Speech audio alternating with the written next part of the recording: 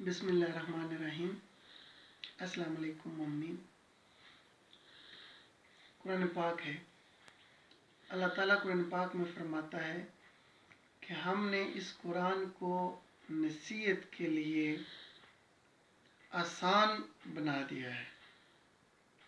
تو کوئی ہے جو نصیحت حاصل کرے؟ یہ آپ دیکھ رہے ہوں گے، یہ میرے پاس احسن البیان ہے، اس کے یہ اوپر یہ جو آیت لکھی ہوئی ہے اس کا یہ ترجمہ پڑھ رہا ہوں میں مین کور پہ، کہ ہم نے اس قرآن کو ہدایت کے لیے آسان ترین بنا دیا ہے۔ تو ہے کوئی ہدایت لینے والا؟ اب ہمارے ہاں عجیب و غریب سے مختلف فقہ کے لوگ ہیں اور سب لوگ اپنے اپنے حساب سے عقائد رکھتے ہیں۔ اب ایک نارمل مسلمان کیا کرے؟ سب سے پہلے تو ہمیں چاہیے کہ قرآن کسی کی بھی ٹرانسلیشن ہو آپ وہ پڑھیں۔ احادیث بھی آج کل اردو میں ٹرانسلیشن ملتی ہے، وہ پڑھیں تو انشاءاللہ معاملات سمجھ آ جائیں گے۔ اب ایک معاملہ ہے عالم غیب کا، جو صرف اور صرف اللہ سبحانہ و تعالیٰ جانتے ہیں۔ بعض لوگوں کا کلیم ہے کہ انبیاء علیہ السلام بھی غیب جانتے ہیں، رسول اللہ صلی اللہ علیہ وسلم غیب جانتے ہیں، اس کے بعد اولیاء غیب جانتے ہیں۔ تو بھائیو، میں اسی قرآن سے جو اللہ نے آسان ترین بنایا ہے، سورہ نمل چیپٹر نمبر 27 ہے اور اس کی جو آیت نمبر ہے یہ ہے 65۔ تو اس میں اللہ تعالیٰ فرماتا ہے، کہہ دیجئے کہ آسمانوں اور زمین والوں میں سے سوائے اللہ کے کوئی غیب نہیں جانتا۔ کہہ دیجئے کہ آسمانوں اور زمین والوں میں سے سوائے اللہ کے کوئی غیب نہیں جانتا، انہیں تو یہ بھی معلوم نہیں کہ کب اٹھا کھڑے کیے جائیں گے۔ تو کسی کی بھی ٹرانسلیشن آپ اٹھا کے دیکھیں، احمد رضا بریلوی صاحب کی اٹھائیں، شاہ ولی اللہ کی اٹھائیں، اشرف علی تھانوی صاحب کی اٹھائیں، جس کی بھی اٹھائیں، طاہر القادری صاحب کی اٹھائیں، اس میں کوئی بھی رد و بدل نہیں ہوگا۔ یہی ہے کہ کہہ دیجئے کہ آسمانوں اور زمین والوں میں سے سوائے اللہ کے کوئی غیب نہیں جانتا۔ تو یہ کلیئر ہو گیا بھائیو۔ اب اس زمر میں ایک حدیث ہے، یہ صحیح بخاری میں 4855 ہے، صحیح مسلم میں 287 ہے اور ترمذی میں 3068 ہے۔ یہ انٹرنیشنل نمبرنگز ہے۔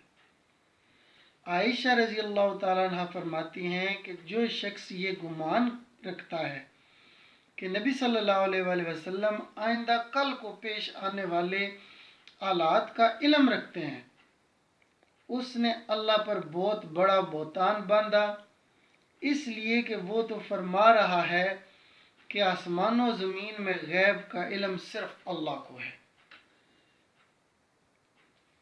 اسی کو سپورٹیو ایک اور آیت میں آپ کو بتاتا ہوں، سورہ اعراف میں آپ آ جائیں 188 نمبر آیت۔ تو یہاں پر بھی اللہ تعالیٰ رسول اللہ صلی اللہ علیہ وآلہ وسلم کو حکم دے رہے ہیں کہ آپ لوگوں سے بتائیں۔ 188 نمبر آیت، اللہ کہتے ہیں، آپ فرما دیجئے کہ میں خود اپنی ذات کے لیے بھی کسی نفع اور نقصان کا اختیار نہیں رکھتا مگر جو اللہ چاہے، اور اگر میں غیب کی باتیں جانتا ہوتا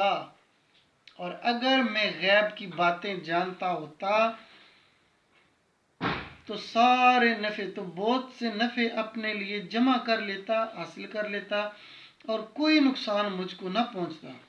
میں تو محض ڈرانے والا اور بشارت دینے والا ہوں، ان لوگوں کو جو ایمان لائیں۔ صدق اللہ العظیم۔ تو بھائیو یہ سورہ نمل کی آیت اور سورہ اعراف کی آیت اور احادیث میں نے آپ کو بتا دی ہیں۔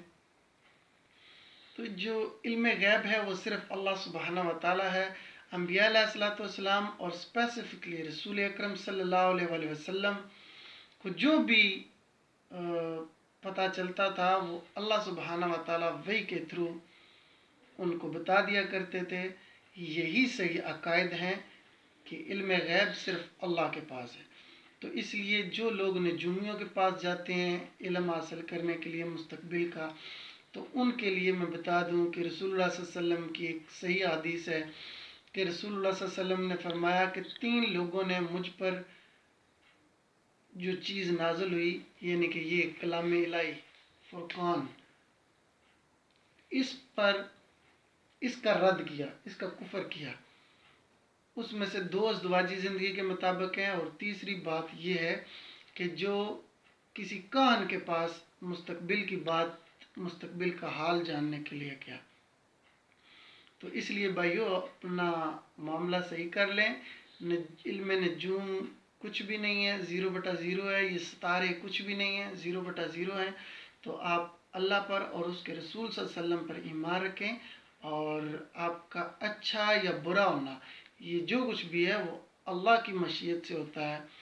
اگر آپ کا اللہ پر ایمان ہوگا تو آپ کو وہ نفع اور نقصان نہیں لگے گا۔ نفع میں بھی نفع اور نقصان میں بھی نفع ہی لگے گا جب آپ اللہ پہ ایمان رکھیں گے۔ جزاک اللہ خیر۔